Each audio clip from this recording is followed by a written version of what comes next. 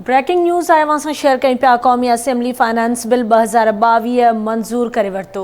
अहम ख़बर है तव्हां खे ॾियूं पिया ईंदड़ माली साल दौरान पेट्रोलियम शयुनि ते 50 रुपया फ़ी लीटर लेवी लॻाइण वारी तरमीम बि मंज़ूर कई वई आहे। ब्रेकिंग न्यूज़ आहे तव्हां खे ॾियूं पिया क़ौमी असेंबली फाइनेंस बिल 2022 मंज़ूर करे वरितो आहे। एक भेरो ॿीहर खे आगाह कई पिया। क़ौमी असेंबली फाइनेंस बिल 2022 मंज़ूर करे वरितो। ईंदड़ माली साल दौरान पेट्रोलियम शयुनि ते 50 रुपया फ़ी लीटर लेवी लॻाइण वारी तरमीम बि मंज़ूर कई वई।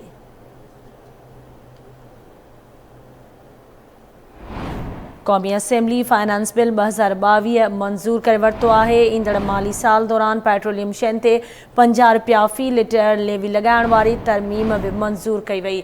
तफ़सील मालूम कंदासीं। इस्लामाबाद में आवाज़ जो ब्यूरो चीफ कुर्बान बलोच असां सां लाइन ते मौजूद आहे। कुर्बान, वधीक कहिड़ा तफ़सील आहिनि? क़ौमी असेंबली फाइनेंस बिल 2022 मंज़ूर करे वरितो। जी बिल्कुल, क़ौमी असेंबली में नई माली साल की बजट की मंजूरी की वही है। साल 2022 से भी की मंजूरी है।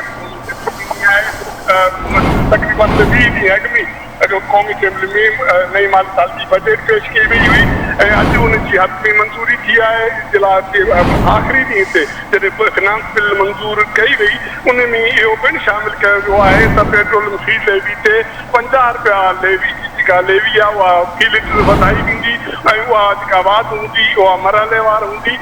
मुमलकती वज़ीर आशा गौस बादशाह बिल जेका तजवीज़ पेश कई जेका क़ौमी असेंबली मंजूर करे वरिती आहे। जी ठीक है कुर्बान, वॾी महिरबानी अवां जी तफ़सील खां आगाह करण लाइ।